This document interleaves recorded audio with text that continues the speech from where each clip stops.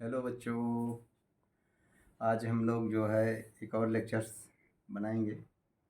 जैसा कि कल हमने ब्लॉक डायग्राम से क्लोज लूप सिस्टम्स का डेरिवेशन किया गया था, सिंपल कैनोनिकल फॉर्म का।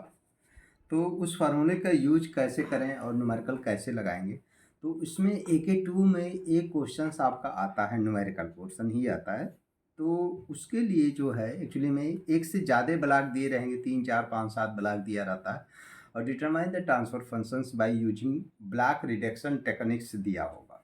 तो उस क्वेश्चन को कैसे सॉल्व करेंगे, जो कल हम लोगों ने फार्मूला निकाला है इसका भी उपयोग उसमें करेंगे, लेकिन उस फार्मूले को हम लोग वहाँ लगा पाएंगे जहाँ पे simple canonical form close loop system का बन रहा होगा, उस पैटर्न पे कहीं मिलेगा तो उस फार्मूले का हम लोग यूज करेंगे या लास्ट में यूज करेंगे। लेकिन उसके पहले जो है हमको ब्लॉक डायग्राम रिडक्शंस रूल को पढ़ना पड़ेगा, और ये टोटल 11 नियम होते हैं, 11 रूल्स है। उन 11 रूल्स को वन बाय वन हम पहले देखेंगे, स्टडी कर लेंगे, फिर उस नियम को आप उस क्वेश्चन में अप्लाई करेंगे और लास्ट में हम ट्रांसफर फंक्शंस डिटरमाइन कर। अब उस नियम में से 11 में से कोई ज़रूरी नहीं है कि फर्स्ट ही पहले यूज करें, नहीं, जो जहाँ जैसे ज़रूरत पड़ेगी हम उस नियम को यूज कर सकते हैं, स्वतंत्र हैं, आप उस नियम को यूज कर सकते हैं। लेकिन उस ब्लॉक रिडक्शन टेक्निक्स में क्या है, हम कुछ ना कुछ इधर उधर शिफ्ट करेंगे, टेका पॉइंट, समिंग पॉइंट, तो कर सकते हैं, करिए, लेकिन कोई दिक्कत नहीं। करने के बाद उसमें उसके वैल्यू में कोई परिवर्तन नहीं आने चाहिए, जितना कम बेसी हो रहा उतना हमको ऐड माइनस प्लस करना पड़ेगा। तो वो चीज़ हम पहले 11 रूल में वन बाय वन करके देखेंगे और फिर उसको हम क्वेश्चन में उपयोग करेंगे। तो आज ये वीडियो लंबी हो सकती है, कोशिश करेंगे कि 11 रूल, इसी ब्लॉक रिडक्शन टेक्निक्स के जो 11 रूल हैं, एक ही लेक्चर में कवर हो जाए। अगर हो जाता है तो एक ही लेक्चर में आप जो है पूरा का पूरा वीडियो देखेंगे तो सारे के सारे लेक्चर्स आपको इसमें, सारे के सारे ब्लॉक रिडक्शन टेक्निक्स इसमें मिल जाएंगे और आप यहाँ से सीख पाएंगे। और फिर इसमें न्यूमेरिकल हम लोग इसको सॉल्व करेंगे और 10 नंबर का क्वेश्चन एक सेमेस्टर ब्रेक में आप इसको आसानी से पा सकते हैं। तो आइए आज हम लोग देखते हैं ब्लॉक रिडक्शन रूल है क्या, वन बाय वन करके। तो यहाँ पे जैसा कि हमने हेडिंग लगा रखा है ब्लॉक डायग्राम रिडक्शन रूल, तो पहला नियम हमने एसोसिएटिव ला है। हमने क्या किया है, consider 2 summing point as show in figure. हमने 2 समिंग पॉइंट बनाए हैं।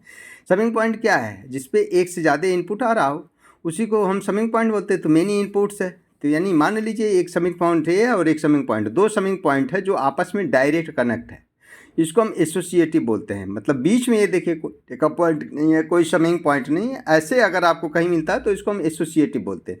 मान लीजिए हमने एक यहाँ पे R2 दिया है, सॉरी यहाँ पे हमने R1 दिया है, यहाँ पे R2 दे दिया, यहाँ पे R3 दे दिया और आउटपुट कुछ C हमने ले लिया। देखते हैं कि इसका, पहले मान लीजिए सिचुएशन ऐसा था, मान लीजिए एक निगेटिव कर लिया, एक प्लस कर लिया, और ये कहीं पे जुड़ा हुआ है, ये जहाँ से भी आ रहा होगा टेका पॉइंट बन के ये ना, ये भी कहीं कनेक्शन हुआ होगा, उससे हमको हम इनको देख रहे हैं। एसोसिएटिव ला अगर है तो पहले क्या था और बाद में अगर मान लीजिए हमको इंटरचेंज करना पड़ गया तो हम इंटरचेंज कर सकते हैं, लेकिन इसके आंसर पे कोई फ़र्क नहीं पड़ना चाहिए। तो पहले के सिचुएशन में जिस हिसाब से दिया है इसका हम पहले आउटपुट चेक कर लेते हैं। C इक्वल टू, देखिए एक तो R1 इधर से आ रहा और -R2 हमारा इधर से। -R2 क्यों, क्योंकि ये निगेटिव फीड दिया है, ये देखिए यहाँ पे निगेटिव साइन दिया है, तो यहाँ पे जो वैल्यू बनेगी वो R1 -R2 होगा, यहाँ पे R1 -R2 हो जाएगा। जो इसका आउटपुट बना नेक्स्ट वाले का क्या हो रहा है, ये इनपुट है, इधर से R1 -R2 और प्लस R3 हो गया, तो R1 -R2 plus R3 situation बन गया। ये बिफोर वाली स्थिति में है, जब पहला क्वेश्चन जिस तरीके से दिया था। हमने कहा कि हमको अपने ज़रूरत के हिसाब से इंटरचेंज करना पड़ सकता है, करिए, लेकिन इसके आंसर पे कोई जो ये आंसर आया बिफोर वाला, इतना ही आंसर हमको बाद में भी मिलना चाहिए, हमारे कहने का मतलब। अब हम क्या किए, समिंग पॉइंट मान लीजिए इंटरचेंज करेंगे। जो समिंग पॉइंट हम इंटरचेंज करेंगे तो जो इस पे इनपुट आ रहा होगा ये इनके साथ जाएगा और ये वाले इनके साथ जाएंगे। तो चलिए हमने आपस में क्या किया, मान लीजिए दोनों को इंटरचेंज कर दिया, लेकिन जो ये आपका रेफरेंस इनपुट है इसमें कोई परिवर्तन नहीं होना होता। ये इंटरचेंज किया, यानी जो R3 आ रहा था ये यहाँ आ गया, R2 वाला हमारा यहाँ आ गया, R2 निगेटिव के साथ था और ये हमारा प्लस के साथ था। चलिए देखते हैं अब क्या इसका आउटपुट मिल रहा है। इधर से R1 आया, इधर से R3 आया, यानी यहाँ पे R1 प्लस R3 हो गया। इसका आउटपुट, इसका क्या हो गया, इनपुट बन गया, और -R2 यानी C equal to R1 plus R3 और प्लस आपका माइनस आपका कितना हो गया R2 हो गया। पहले क्या था R1 minus R2 plus R3, यानी अभी भी R1 minus R2 plus R3 ही है। अगर हम एसोसिएटिव में ये बताना चाहते हैं कि अगर एसोसिएटिव लॉ है, ज़रूरत पड़ गई तो हम आपस में समिंग पॉइंट को चेंज कर सकते हैं, उसके आंसर पे कोई फर्क नहीं पड़ रहा है। तो एसोसिएटिव लॉ का ये होता है कि दोनों ब्लॉकों के बीच में कोई समिंग पॉइंट या टेक ऑफ पॉइंट नहीं होना चाहिए, कोई ब्लॉक नहीं होना चाहिए, डायरेक्ट एक दूसरे से कनेक्ट होना चाहिए, तभी ये एसोसिएटिव लॉ कहलाता है। फॉर एग्जाम्पल के लिए हम क्या करें, कोई एक एग्जाम्पल लेते, कंसीडर ए समिंग पॉइंट, मान लीजिए consider a summing point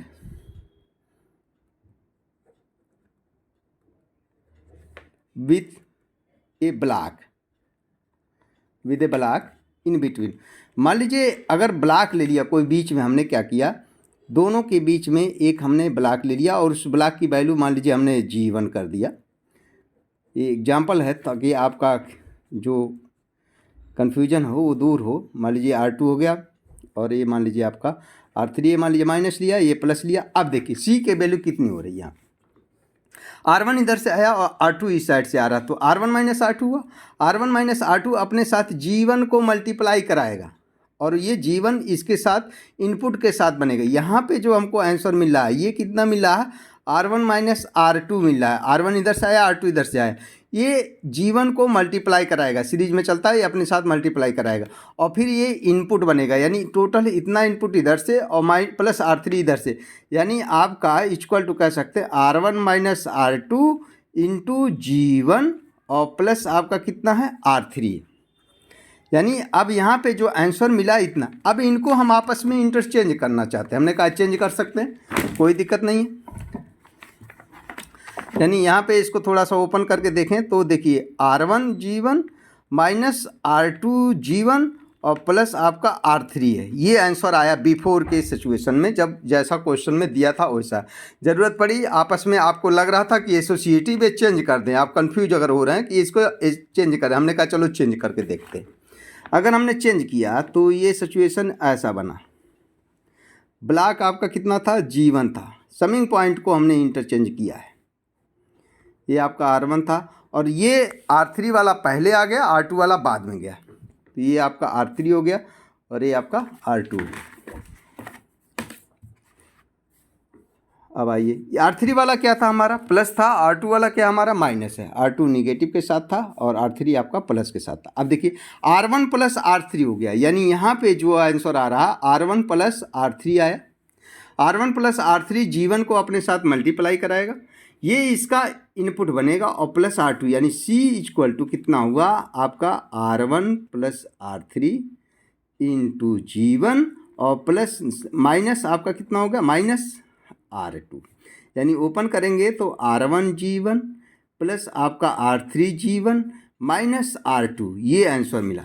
C equal to after summing point को चेंज करने के बाद, अब आपने चेंज किया, बिफोर कितना था R1 G1 था, ठीक है, R1 G1 यहाँ भी मिला, माइनस R2 G1 था, यहाँ पे देखिए माइनस R2 हो गया, यानी प्लस R3 G1 हो गया। यहाँ पे R3 सिर्फ सिंगल था, इसके साथ G1 आ गया, यानी आंसर में बदलाव आ गया, यानी बिफोर आंसर इतना था, आपने इसको इंटरचेंज कर दिया अगर, तो उसका आंसर इतना हो गया। यानी ये मैं बताना चाहता हूँ कि दोनों के आंसर में डिफरेंस आ गया, यानी एसोसिएट नियम के अंतर्गत इन दोनों को आपस में इंटरचेंज नहीं कर सकते हैं अगर बीच में कोई ब्लॉक आया तो, नहीं तो अदरवाइज अगर ये न होता तो हम इंटरचेंज कर देते और वो तभी एसोसिएटिव लॉ कहलाता है। यानी यहाँ पे हम आंसर में लिख सकते हैं now the output does not remains same, ठीक है, रिमेन्स सेम। तो यहाँ पे जो आंसर है आपस में इंटरचेंज करने पे इसके आंसर में फ़र्क आ गया, इसीलिए इसको अगर बीच में ब्लॉक आएगा तो एसोसिएटिव नहीं कहलाता। क्लियर कट बात। एसोसिएटिव इतना होता है कि दोनों ब्लॉक आपस में डायरेक्ट कनेक्ट हो तो उसको हम एसोसिएटिव रूल बोलते हैं। दूसरा जो आता है ब्लॉक इन सीरीज, सेकंड नियम की बात अगर करें तो ब्लॉक्स इन सीरीज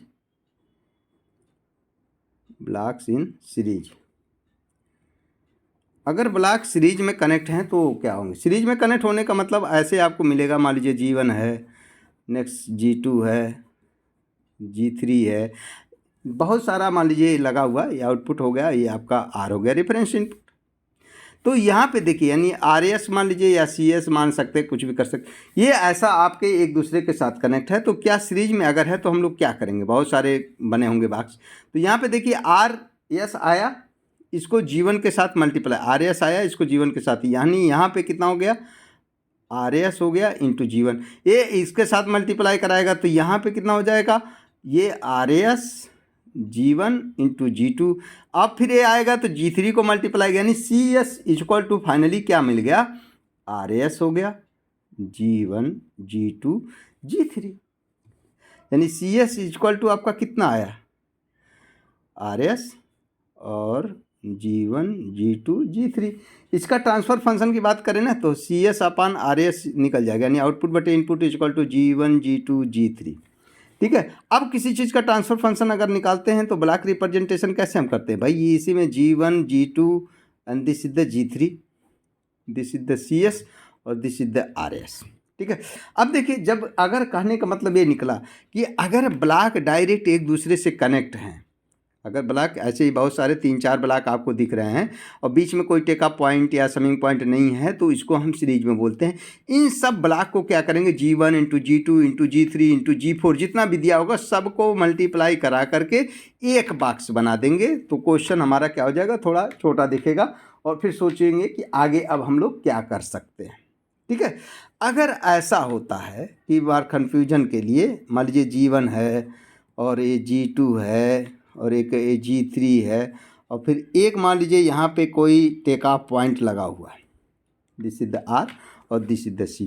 तो इस केस में G1 और G2 जो है वो हमारा सीरीज में है, लेकिन G3 सीरीज में नहीं है। क्यों? क्योंकि बीच में यहाँ पे एक टेक ऑफ पॉइंट आया है। इस टेक ऑफ पॉइंट को आप सोचिए, अगर ये टेक ऑफ पॉइंट ना होता तो ये भी ब्लॉक सीरीज में आ जाता। तो इस टेक ऑफ पॉइंट को हमें या तो यहाँ पे शिफ्ट कर सकते हैं या तो इस टेक ऑफ पॉइंट को यहाँ शिफ्ट किया जाए। बात को समझिए, इस टेकअप पॉइंट को अगर आप सोच रहे थे कि ये भी न टेकअप पॉइंट हो तो आप कर सकते हैं, शिफ्ट कर सकते हैं। इस टेकअप पॉइंट को इसके आगे भेज देंगे या इस टेकअप पॉइंट को हम इसके इधर भेज देंगे। लेकिन पहले आप ये जितना चेंज करते हैं, अगर इंटरचेंज करेंगे तो ये देखना पड़ेगा कि इसके आंसर पे कोई फर्क ना आए। तो ये अभी हम नेक्स्ट शिफ्टिंग में देखेंगे कि टेकअप पॉइंट को ब्लॉक के आगे शिफ्ट करने पे कितनी वैल्यू में परिवर्तन हो, टेकअप पॉइंट को ब्लॉक के पीछे शिफ्ट करने में कितनी वैल्यू का परिवर्तन होता। तो ये हम अभी बताते हैं नेक्स्ट नियम में। अभी इसके बाद हम लोग यानी चलते हैं कितना, पैरेलल। अगर ब्लॉक पैरेलल में हो तो ये सब सिंपल नियम है। तीसरे की बात करते हैं, number 3, block in for blocks in parallel.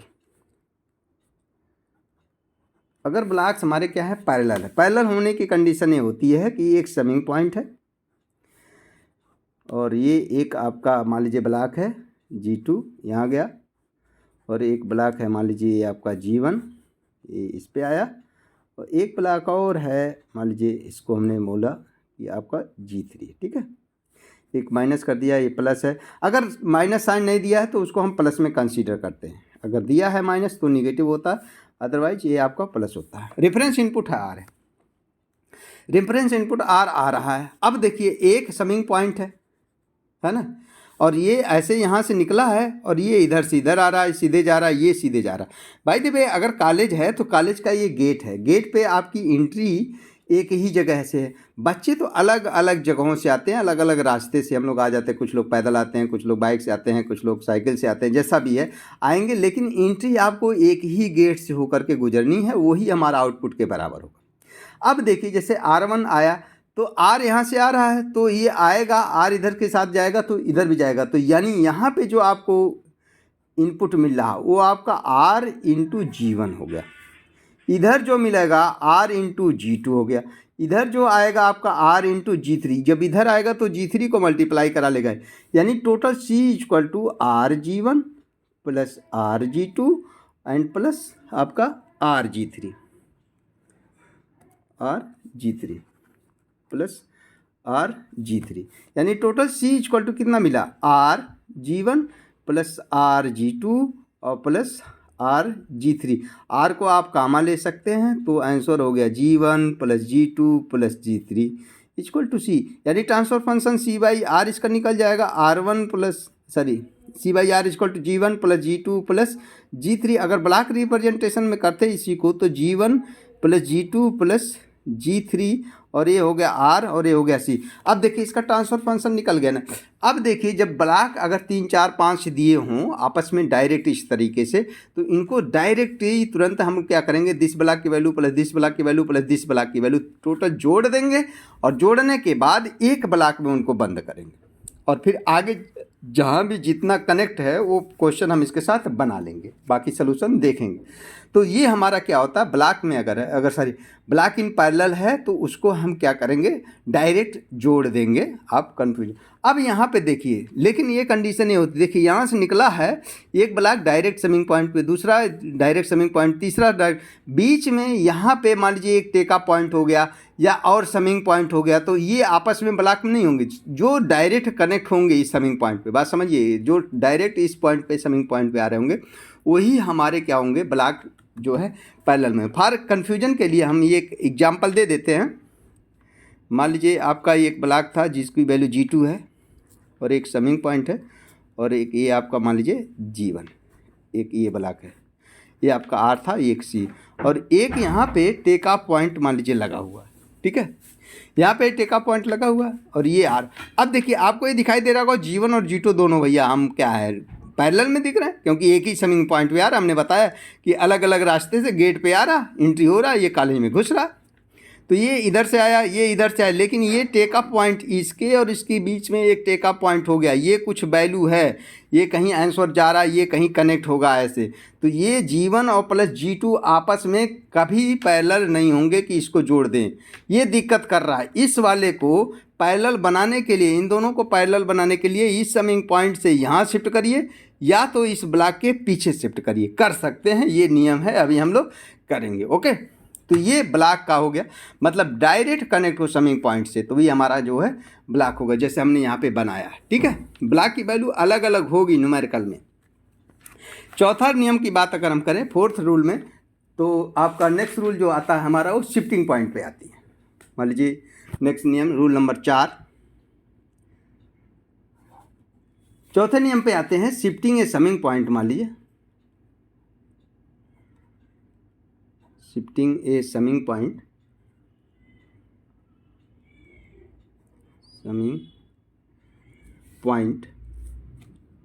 Behind the block,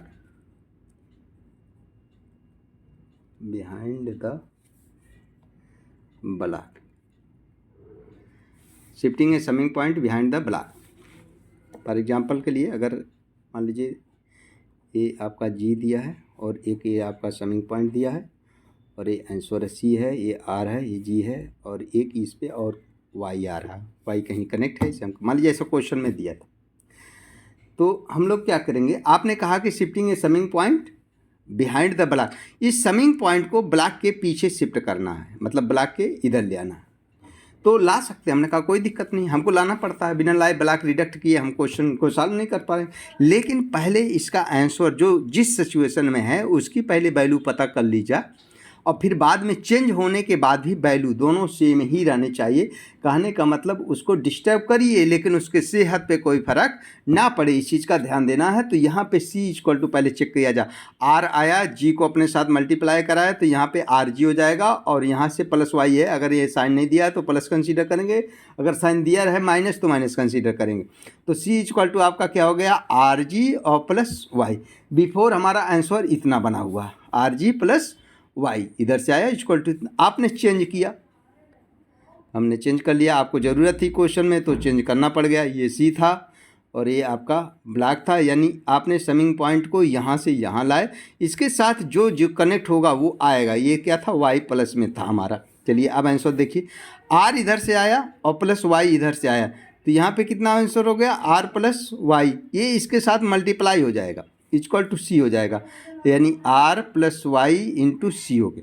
यानी यहाँ पे आंसर कितना हो गया, C क्यों, ये G है, RG और +YG, ठीक है। पहले कितना था आर जी और प्लस आपका कितना था वाई था, अब कितना हो गया आर जी प्लस वाई जी। जी क्या है, उस ब्लॉक की वैल्यू है जिस ब्लॉक के पीछे आपने शिफ्ट किया है, यानी उस ब्लॉक की वैल्यू इसके साथ मल्टीप्लाई हो जा रही है, यानी आंसर हमारा क्या हो जा रहा है ओवरऑल, देखिए बढ़ जा रहा है। कितना बढ़ा है, उस ब्लॉक की वैल्यू बढ़ी है जिस ब्लॉक, यानी अब हमको क्या करना है, अगर यहाँ के डिवाइड के रूप में आ जाता उस ब्लॉक की वैल्यू तो हम इसको कैंसिल कर लेते। तो इसीलिए हम अगर यहाँ पे रास्ते में 1/g लगा दे, जिस ब्लॉक के पीछे हम शिफ्ट करेंगे उस ब्लॉक की वैल्यू इसके पीछे क्या करेंगे हम लगाएंगे, कितना 1/ ब्लॉक की वैल्यू। ठीक है, अब देखिए ये इधर से आएगा r और प्लस इधर से आएगा y, मल्टीप्लाई होगा तो y/g हो जाएगा, यानी y/ आप कितना हो जाएगा यहाँ पे g हो जाएगा।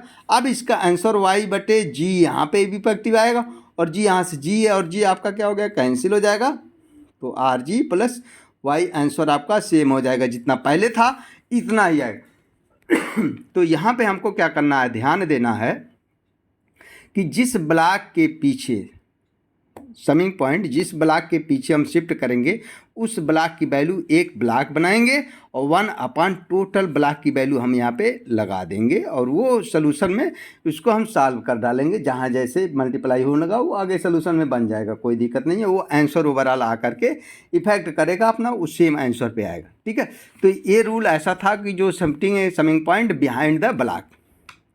पाँचवां रूल पे आते हैं, shifting a summing point beyond the block. अगर कभी कभी ऐसा होगा कि ब्लॉक के आगे शिफ्ट करना पड़ेगा, shifting a summing point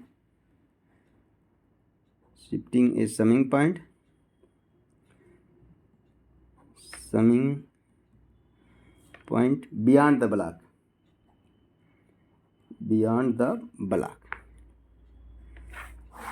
block के आगे शिफ्ट करना चाह रहे थे।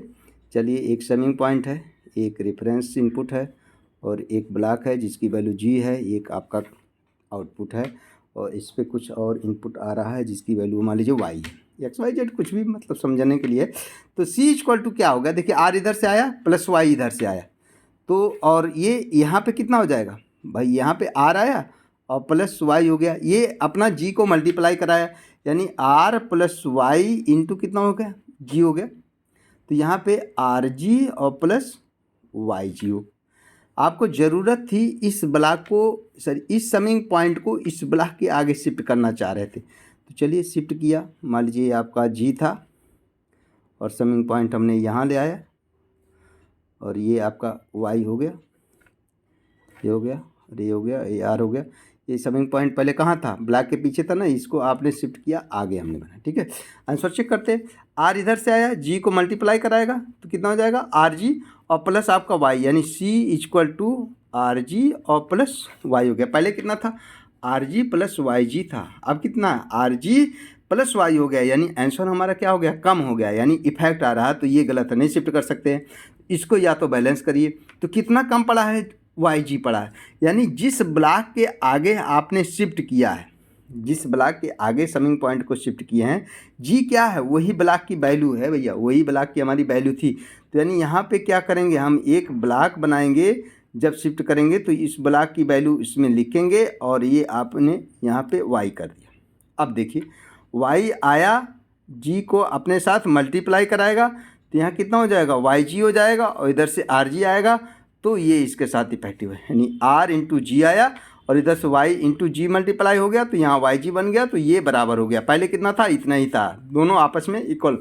ये नहीं, देखिए यहाँ पे 2 पॉइंट हमने बताया, ये तो shifting a summing point behind the block, मतलब ब्लॉक के पीछे जब शिफ्ट कर रहे हैं किसी समिंग पॉइंट को, तो उस ब्लॉक की वैल्यू 1/ ब्लॉक की वैल्यू एक रास्ते में हम ब्लॉक बनाएंगे और उसमें लगा देंगे।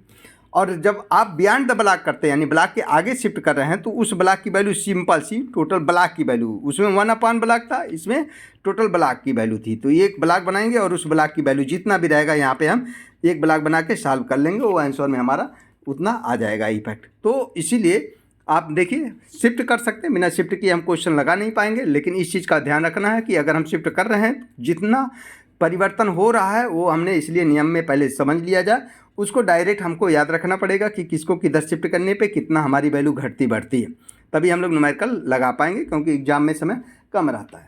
ये हमारा था 5 नियम। अब आते हैं 6वें नियम पे, टेक ऑफ पॉइंट की बात करते हैं। नियम number 6, shifting a take off point, shifting a take off point behind the block. Okay, एक हमने ब्लॉक बनाया जिसकी वैल्यू जी थी, एक सी थी और ये आपकी वाई थी, ये क्या था आर था। ओके, आर आया, जी को मल्टीप्लाई कराएगा। अब मान लीजिए सी था, पहले इसका आंसर देखते हैं हम, क्या हेडिंग लगाएंगे, बिहाइंड द, मतलब इस टेका पॉइंट यही है, इस टेका पॉइंट को हम यहाँ शिफ्ट करना चाह रहे थे, लेकिन पहले चेक कर लेते हैं आंसर पे। आर आया, मल्टीप्लाई होगा, ठीक है, R G, C equal to कितना हो गया, आर जी हो गया। वो आउटपुट जो इधर हम कंसीडर कर रहे हैं तो सी के बराबर हो, और अगर इधर कंसीडर करते तो वाई इक्वल टू भी आर जी हो जाएगा, वाई इक्वल टू भी आर जी रिप्रेजेंट कर रहा है। तो अब हम क्या करने जा रहे हैं, इसको यहाँ शिफ्ट कर देते हो, शिफ्ट करिए, कोई दिक्कत नहीं है। ये हमारा जी हो गया और ये हमारा सी हो गया, ये हमारा आर हो गया, और ये आपने टेका पॉइंट यहाँ ले आके आपने B4 कर लिया, यानी वाई कर लिया। पहले यहाँ था और अब आपने यहाँ ले आया। सी इक्वल टू देखिए आर इंटू आर आएगा इधर तो जी को मल्टीप्लाई कराएगा, तो सी इक्वल टू कितना हो गया, आर जी के बराबर हो गया। ओके, और इधर अगर आप कंसीडर करें तो वाई इक्वल टू कितना हो रहा, आर हो रहा है। अब देखिए, पहले C equal to R G था, यहाँ भी C equal to R G है, Y equal to R G था, यहाँ पे वाई इक्वल टू क्या हो गया, आर हो गया। यानी कितना कम पड़ा भैया, जितना जिस ब्लॉक के आगे आपने शिफ्ट किया है उस ब्लॉक की वैल्यू इसके साथ मल्टीप्लाई था, वो आपने गायब कर दिया, आंसर में गलती आएगी। यानी अब यहाँ पे हमको एक व्यवस्था करना पड़ेगा कि उस ब्लॉक की वैल्यू इसको भरपूर्ति के लिए दीजिए। कितना था ब्लॉक की वैल्यू, अभी फिलहाल जी है, तो एक ब्लॉक बनाएंगे और यहाँ पे जी लगाएंगे। अब वाई, आर इधर से आया, जी को मल्टीप्लाई कराएगा, वाई इक्वल टू कितना हो जाएगा, आर जी हो जाएगा। तो इस चीज़ का ध्यान रहे कि किसी टेका पॉइंट को ब्लॉक के पीछे, यानी यहाँ पे अगर हम शिफ्ट करते हैं तो उस ब्लॉक की वैल्यू एक ब्लॉक बनाएंगे और उसको हम उसमें रख देंगे, फिर आगे सलूशन बना लेंगे। ओके, 7वां नियम की बात अगर करते हैं, shifting a takeoff point, shifting a take off point beyond the block, beyond the block. ठीक है, चलिए मान लीजिए एक ऐसा था, मान लीजिए जी है, ये सी है और ये टेका पॉइंट था, ये वाई है, आर है, सी है। इसका आंसर चेक करते हैं। पहले क्या, सी इक्वल टू आर जी के बराबर आया, ओके कोई बात नहीं है, आर के बराबर आएगा, वाई इक्वल टू आर के बराबर आया। अब आपने कहा कि इस टेक ऑफ पॉइंट को हम इस ब्लॉक के आगे शिफ्ट करें, चलिए शिफ्ट करके देखते हैं। ब्लॉक यहाँ हो गया, कितना है, जी है, और ये सी हो गया, और ये आपका जो है वाई हो गया। पहले ये यहाँ था, अब आपने शिफ्ट करके यहाँ बना दिया। ये आर इनपुट है, फ्रेंड्स इनपुट को नहीं डिस्टर्ब करेंगे, जो आता है उतने रहता है। यहाँ पे सी इक्वल टू देखिए आर आया, जी को मल्टीप्लाई करा, सी इक्वल टू कितना हो गया, आर जी हो गया। Okay very good, R G पहले भी था अभी भी था। अब देखिए यहाँ पे कितना हो गया, आर आएगा, जी को मल्टीप्लाई कराएगा और यहाँ पे कितना हो जाएगा, वाई इक्वल टू कितना हो जाएगा, आर जी के बराबर हो। पहले कितना था, वाई इक्वल टू आर था, कितना बढ़ा, ब्लॉक की वैल्यू बढ़ गई है, यानी आंसर में इफेक्ट आएगा। इस ब्लॉक को अगर जी से मल्टीप्लाई आएगा तभी आपका ये कैंसिल हो सकता है, यानी जी से मल्टीप्लाई आएगा तो यानी उस ब्लॉक की वैल्यू एक हमको क्या करना पड़ेगा, 1 जी की वैल्यू, जिस जी के आगे, जिस ब्लॉक के आगे शिफ्ट करेंगे उसकी वैल्यू 1 टोटल ब्लॉक की वैल्यू एक डब्बा बनाएंगे, यहाँ पे लगा देंगे। तो अब आप देखिए इधर से आर जी आया, मल्टीप्लाई होगा इंटू 1 जी होगा, तो जी से जी कैंसिल हो जाएगा, वाई इक्वल टू कितना हो जाएगा, आर हो जाएगा। इस तरीके से इस चीज़ को ध्यान देना है कि अगर टेक ऑफ पॉइंट को, बात समझिए, टेक ऑफ पॉइंट को आप ब्लॉक के पहले ले आ रहे हैं, ठीक है, बियॉन्ड द ब्लॉक करते हैं तो उस ब्लॉक की वैल्यू लग रही है, और अगर टेक ऑफ पॉइंट को ब्लॉक के आगे ले जा रहे हैं तो 1 ब्लॉक की वैल्यू टोटल एक डब्बा के इसमें रखना पड़ रहा है, तो वो बराबर आएगा। ठीक है, इसका विपरीत होता है, यानी उसका उल्टा समिंग पॉइंट में था। क्लियर, तो ये 7 नियम थे। 8वां नियम हमारा ये होता है, रिमूविंग माइनर फीडबैक लूप। अब मान लीजिए 8वां नियम जो होता है, removing minor feedback loop.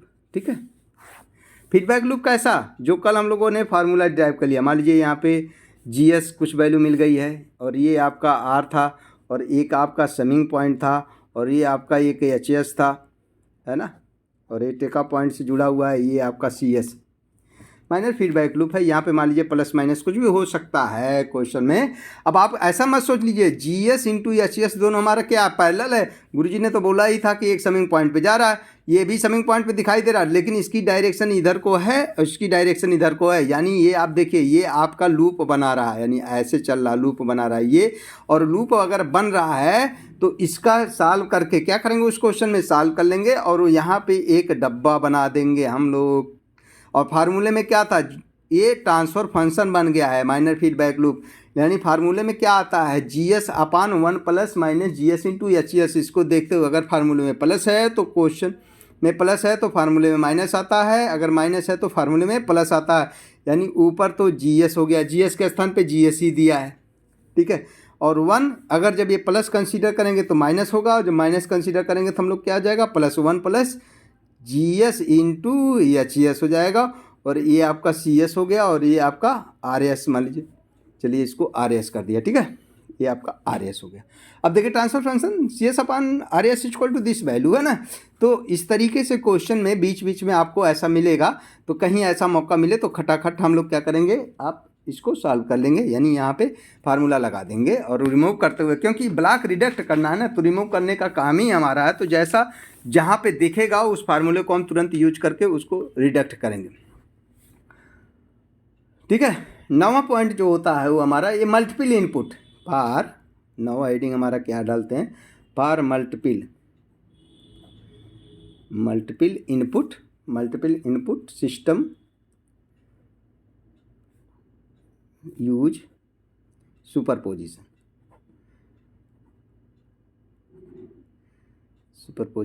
Theorem, ठीक है, use superposition.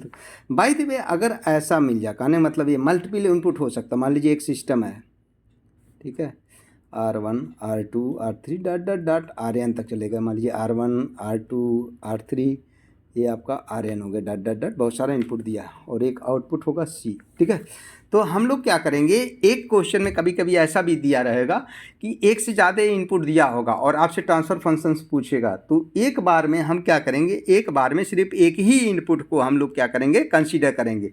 By the way अगर हमने जैसे एक को इनपुट को कंसीडर किया, मान लीजिए कंसीडर R1, ठीक है, कंसीडर R1 करते हैं तो R2 equal to R3 equal to dot dot dot RN equal to क्या कंसीडर कर लेंगे हम लोग, जीरो कर लेंगे। एंड फाइंड आउट कर लेंगे क्या, एंड फाइंड आउटपुट C1, एक आउटपुट यहाँ पे मिलेगा। फिर अगर आपने कंसीडर R2 कर लिया तो उस वक्त R1 equal to R3 equal to dot dot dot RN equal to कितना, सब जीरो हो जाएंगे और आउटपुट हम लोग क्या पा जाएंगे, C2 पा जाएंगे। इस तरीके से 1 बाय 1 कंसीडर करते जाएंगे, बाकी को एज ए ट्रीट हम लोग क्या करेंगे, जीरो कर लेंगे। तो टोटल आउटपुट यहाँ पे निकाल लेंगे। Total output C equal to कितना हो जाएगा, C1 plus C2 plus dot dot dot जितना भी दिया रहेगा सबका आउटपुट हमारा डिटरमाइन हो जाएगा। यानी एक बार में एक ही हम इनपुट कंसीडर करेंगे तो एक आउटपुट निकालेंगे। या कभी कभी ऐसा क्वेश्चन दिया होगा, एक से ज़्यादा दिया होगा और आपसे पूछेगा कि C/R3 हमको बताइए, यानी transfer function determine the transfer function C/R3। तो R3 हम इनपुट कंसीडर करेंगे, आउटपुट तो ही ले लेंगे और बाकी इनपुट जितना भी दिया रहेगा सबको हम जीरो के बराबर करेंगे, उनसे हमसे कोई मतलब नहीं रहेगा। नेक्स्ट रूल पे आते हैं। जो अब इसके अलावा ये 9 नियम ऐसे थे जो सिंपल रूल्स होते हैं। अब जो 10वां और 11वां होता है इसको हम क्रिटिकल रूल भी बोलते हैं। और पहले हम लोग सिंपल रूल से जब क्वेश्चन न लगे तभी क्रिटिकल रूल का उपयोग करेंगे। तो पहले हम क्या करेंगे, क्रिटिकल रूल है ये आपका अलग से क्रिटिकल रूल, इसको थोड़ा सा हम लोग अवॉइड करते हैं पहले, लेकिन जब न लग पाए तब ब्रह्मास्त्र समझिए, तब इसको चलाइए। रूल्स नंबर 10, ठीक है।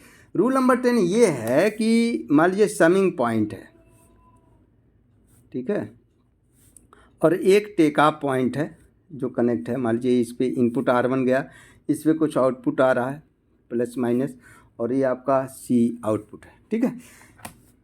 यहाँ पे देखिए C आउटपुट अगर ये ऐसा है, क्रिटिकल रूल ये होने का मतलब, क्रिटिकल रूल वो होता है कि समिंग पॉइंट और टेक ऑफ पॉइंट डायरेक्ट एक दूसरे के साथ कनेक्ट हों और इनको आपस में अगर आपको इंटरचेंज करना पड़ गया तो अगर ऐसी सिचुएशन क्रिएट होती है तो इसी को हम क्रिटिकल रूल बोलते हैं। कर सकते हैं, कोई दिक्कत नहीं है, लेकिन चेक करते हैं इसका आंसर क्या पहले आ रहा है। तो सी इक्वल टू देखिए, एक तो ये आर इधर जा रहा है, इधर अगर हम कंसीडर करेंगे तो एक्स इक्वल टू R1 हो गया, ठीक है। इधर आएगा तो यहाँ पे भी एक्स इक्वल टू आपका क्या R1, सॉरी इधर आ रहा तो R1 आया, और इधर से y आ रहा, y पे क्या है प्लस माइनस, यानी सी इक्वल टू R1 और प्लस माइनस y होगा, ठीक है। C equal to R1 plus y हो गया, ये कि एक्स इक्वल टू R1 हो गया। दो आउटपुट आप यहाँ पे देख पा रहे हैं, एक इधर और एक इधर, आपस में इनको इंटरचेंज करना पड़ गया। चलिए चेंज कर लिया, समिंग पॉइंट को पहले बनाया, टेकअप पॉइंट को हमने बाद में बनाया, इधर से हम इधर ले आए, ठीक है। तो ले आया, ये आपका सी था और ये आपका प्लस माइनस जो भी साइन होगा वो उसी के साथ आएगा, वाई आया। और ये आपने टेकअप पॉइंट पहले यहाँ था, ये एक्स इक्वल टू कितना हो गया, पहले R1 था। अब देखिए पहले इसका आंसर चेक करते हैं, इधर से R1 आया और इधर से आपका प्लस माइनस वाई है, यहाँ पे R1 plus minus Y equal to C हो गया, R1 plus minus Y equal to C हो गया। ये आंसर तो आपको बराबर दिखाई दे रहा है, दोनों आंसर क्या है, पहले R1 प्लस वाई था, अभी भी R1 प्लस वाई, दोनों बराबर। यहाँ पे देखिए एक्स इक्वल टू आपका कितना था, R1 था। अब एक्स इक्वल टू जो इधर जा रहा है, जब इधर कंसीडर करेंगे तो इधर भी तो उतना ही आ जाएगा, यानी एक्स इक्वल टू कितना हो गया R और प्लस माइनस कितना हो गया y हो गया। और पहले कितना था, एक्स इक्वल टू सिर्फ R1 था, कितना बढ़ गया, y की वैल्यू बढ़ रही है। अगर यहाँ पे माइनस कंसीडर करेंगे तो माइनस वाई हो रहा, प्लस कंसीडर हो रहा तो प्लस वाई हो रहा, ठीक है। अब इसको हमको रिमूव करना पड़ेगा। रिमूव के लिए क्या करना पड़ेगा, जितना वैल्यू बढ़ रहा है वही दिक्कत है, वो बढ़ क्या रहा है आपसे चाहिए, y क्या है जो ये फीडबैक आ रहा है, अभी तो y है, क्वेश्चन में पता नहीं कितनी वैल्यू है, वो पूरा इसमें इफेक्ट आ गया। तो क्या करेंगे हम, एक यहाँ पे जब ऐसा सिचुएशन आता है तो एक समिंग पॉइंट और बनाएंगे। इधर से आप सोचिए, जब ये प्लस था तो यहाँ पे प्लस आ रहा, इसको रिमूव करने के लिए माइनस वाई हो जा, प्लस वाई है माइनस वाई है तो हमारा रिमूव हो जाएगा। तो इसीलिए जब यहाँ प्लस होगा तो आप यहाँ पे हम माइनस के साथ इसको करेंगे, और जब माइनस होगा तो हम इसको क्या करेंगे प्लस, यानी उसका अपोजिट, यानी प्लस के लिए माइनस लगाए और माइनस के लिए क्या कर दिया प्लस किया। तो यहाँ पे हमारा जो हो जाएगा ये माइनस हो जाएगा और ये आपका प्लस वाई हो जाएगा। अब इस केस में देखिए कैंसिल हो जाएगा, अगर ये प्लस यहाँ पे हो गया तो प्लस वाई आ रहा होगा, ये इधर से इधर ऐसे जा रहा, यानी R1 प्लस माइनस वाई ये इनपुट हुआ, और plus minus minus plus Y इधर से भी आया और इधर से, दोनों जुड़ करके ये आपस में क्या हो जाएगा, कैंसिल हो जाएगा, यानी x इक्वल टू क्या हो जाएगा हमारा R1 बचेगा। x इक्वल टू हमारा क्या R1, बात समझिएगा थोड़ा सा। जब ये प्लस होगा तब हम यहाँ पे माइनस कंसीडर करेंगे, जब यहाँ पे माइनस अगर होगा तो यहाँ पे प्लस होगा, उसका अपोजिट देना पड़ेगा, यानी माइनस प्लस, ताकि हमारा ये कैंसिल हो सके, ठीक है। तो ये क्रिटिकल रूल था, रूल नंबर 10 था। क्रिटिकल रूल 11 भी आता है, रूल नंबर 11 क्या है क्रिटिकल रूल में, shifting a take up point before a summing point. मान लीजिए वो समिंग पॉइंट के पहले शिफ्ट करना पड़ेगा। ये वाला जो था take up a summing point, consider the situation, ठीक है। टेक अप, ये हमारा क्या, shifting a take up point after the summing point, ये आप कह सकते थे shifting a point, shifting take up point after a summing point, after a summing point, summing point, ठीक है। ये अपने समिंग पॉइंट के मतलब इधर शिफ्ट किया है। अब जो 11वां रूल वो हमारा बचा है, shifting a take up point before summing point,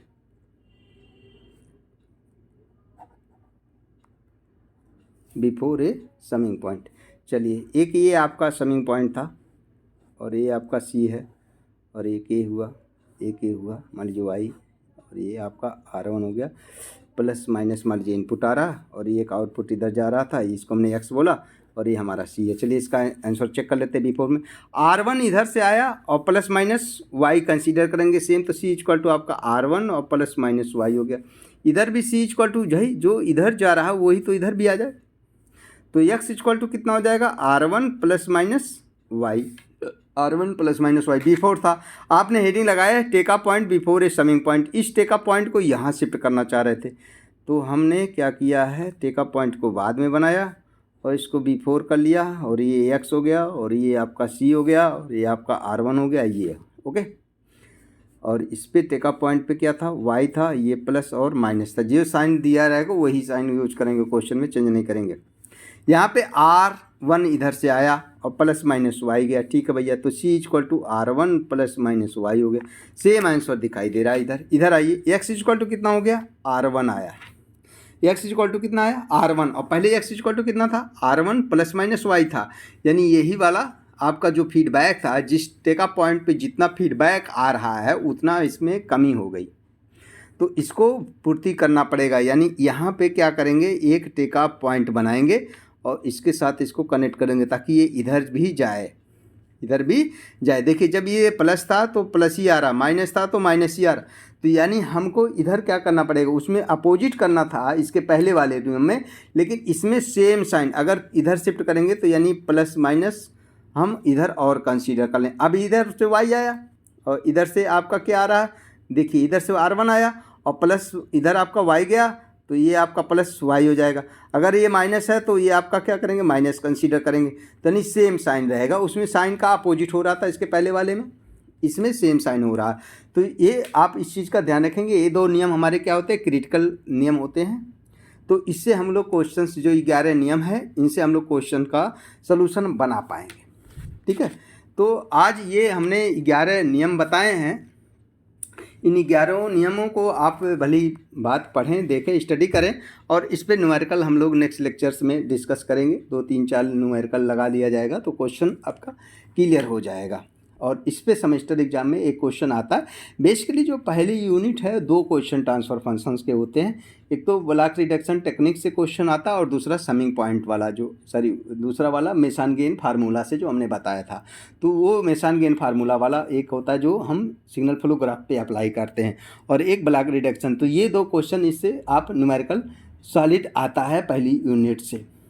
इसके अलावा फर्स्ट यूनिट में एक थ्योरी क्वेश्चंस कवर करता है मोटर से, सर्वो मोटर, वो भी सर्वो मोटर में AC DC सर्वो मोटरों में से ज़्यादातर AC सर्वो मोटर्स को कवर करता है। वो थ्योरी पोर्शन है, थ्योरी पेपर है, वो आप क्वेश्चन तैयार कर सकते हैं। लेकिन 2 क्वेश्चन आप सॉलिड तैयार करके पहली यूनिट से जाएंगे, जिससे 20 नंबर पाने की पूरी संभावनाएँ रहती है। अगर आपको मेरा लेक्चर अच्छा लगता है दोस्तों, आप ज़रूर इसको शेयर करें, लाइक करें और हमारे चैनल को सब्सक्राइब करें, ताकि अधिक से अधिक लोगों तक ये चीज़ें पहुंच पाएँ। और भी लोग, बच्चे ऐसे भी हैं जो मतलब पढ़ना चाहते हो, उनके पास तक ये वीडियो पहुंच पाएगा। जय हिंद दोस्तों।